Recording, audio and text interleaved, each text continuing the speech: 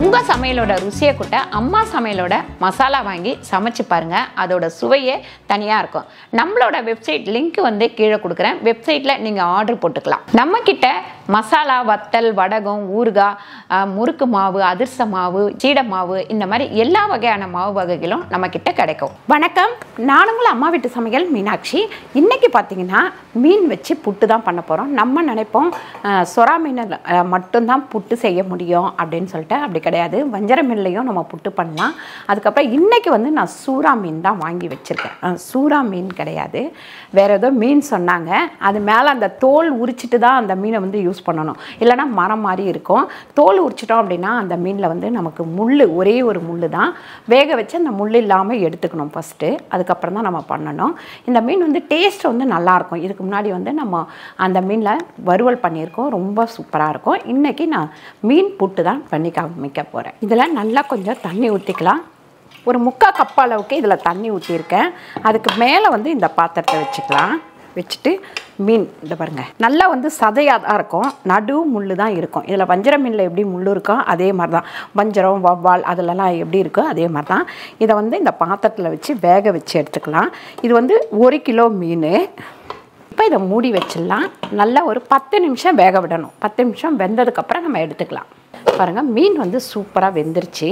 இப்போ நம்ம அடுப்பை ஆஃப் பண்ணிவிடுவோம். ஆஃப் பண்ணிவிட்டு கொஞ்சம் நல்லா ஆற விட்டுடலாம். பாருங்கள், ஒரே முள் தான் இருக்கும், இதில் முள்ளே இருக்காது. சைடு முள் அதெல்லாம் இல்லவே இல்லை இந்த மீனில். இந்த மாதிரி மீனில் வந்து நீங்கள் எந்த மீனாக இருந்தாலும் பண்ணலாம். ஒரே ஒரு முள் தான் இருக்குது பாருங்கள். பாருங்கள், இந்த ஃபோர்க்கை வச்சு நல்லா வந்து இந்த மாதிரி தூள் தூளாக ஆக்கிக்கங்க. எண்ணெய் ஊற்றிக்கலாம். எண்ணெய் வந்து ஒரு 5 ஸ்பூன் அளவுக்கு நம்ம ஊற்றிக்கலாம்.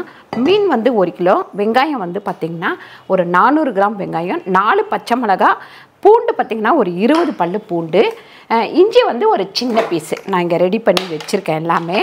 எண்ணெய் காஞ்சோடனே கடுகு சேர்த்துக்கலாம். கடுகு பார்த்திங்கன்னா 1 ஸ்பூன் அளவுக்கு கடுகு சேர்த்துக்கலாம். வெங்காயம் 400 கிராம் நம்ம கட் பண்ணி வச்சுருக்கோம், அதையும் சேர்த்துப்போம். அதுலேயே 4 பச்சை மிளகாய் நறுக்கி வச்சுருக்கோம், அதையும் சேர்த்துக்கலாம். அதுக்கப்புறம் கருவேப்பிலை, கொஞ்சமாக கருவேப்பிலையும் சேர்த்துக்கலாம். இது நல்லா வந்து நம்ம கொஞ்சம் நேரம் வதங்கினதுக்கப்புறம் இஞ்சும் பூண்டும் கட் பண்ணி வச்சுருக்கோம், அதையும் சேர்த்துக்கலாம். இந்த அளவுக்கு வெங்காயம் வதங்கினோடனே இஞ்சி வந்து ஒரு சின்ன பீஸ் தான், இஞ்சி கம்மியாக போடணும், பூண்டு வந்து அதிகமாக போடணும். பூண்டு வந்து ஒரு 15 பல்லு கிட்ட நான் நல்லா பொடியாக நறுக்கி வச்சுருக்கேன். இது ரெண்டுத்தையும் சேர்த்து நல்லா வந்து கிண்டி விட்டுக்கிட்டே இருங்க. அதுக்கப்புறம் இதில் வந்து மஞ்சத்தூள் ஒரு 1/4 டீஸ்பூன் அளவுக்கு மஞ்சத்தூள் சேர்த்துக்கிறேன். உப்பு வந்து இன்னும் கொஞ்சம் வெங்காயம் வதங்கட்டும், ஏன்னா இப்போவே போட்டோம்னா சொதன்னு ஆகிடும். அதனால் கொஞ்சம் வதங்கினதுக்கப்புறம் போட்டுக்கலாம். இந்த அளவுக்கு நமக்கு வெங்காயம் வதங்கின உடனே இதில் வந்து நம்ம பொடிச்சு வச்சுருக்கோம் இல்லைங்களா, இந்த மீனை வந்து சேர்த்துடலாம்.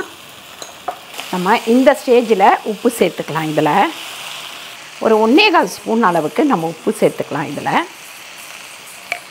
வெறும் மிளகாத்தூள் 2 ஸ்பூன் சேர்த்துக்கலாம் நம்ம. அதுக்கப்புறம் ஜீரகப்பொடி வந்து 1 ஸ்பூன் அளவுக்கு சேர்த்துக்கலாம்.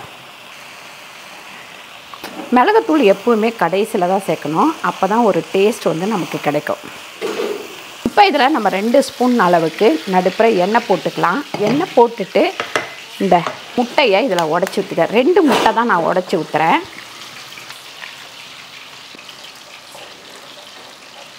நம்ம முட்டை ஊற்றுனதுக்கப்புறம் நல்ல பொடி மாசை ஒரு 10 நிமிஷமாவது நல்லா வந்து பெரட்டி விட்டுக்கிட்டே இருக்கணும். அதுக்கப்புறம் பார்த்திங்கன்னா நம்ம மிளகுத்தூள் பார்த்திங்கன்னா 1 ஸ்பூன் அளவுக்கு நம்ம சேர்த்துக்கலாம். இது 1/2 ஸ்பூன் கணக்கு, 1 ஸ்பூன் சேர்த்துருக்கேன். அந்த மிளகுத்தூள் போட்டோன்னே சூப்பரான ஒரு வாசனை நல்லாயிருக்கும். அந்த மணமே வந்து தனி டேஸ்ட்டாக கொடுக்கும் நமக்கு. இப்போ நம்ம கொத்தமல்லி போட்டு ஒரு பெரட்டிக்கலாம். இதில் நல்லா நிறையவே கொத்தமல்லி போடலாம். இன்றைக்கி வந்து நம்மகிட்ட கம்மியாக இருக்குது கொத்தமல்லி, அதனால் நான் கொஞ்சமாக போட்டிருக்கேன்.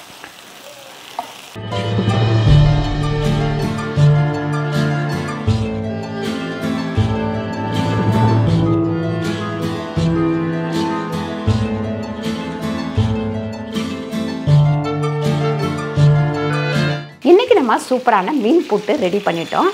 நம்ம சொரா மீனில் தான் மீன் புட்டு ரெடி பண்ணணும் அப்படின்ட்டு கிடையாது.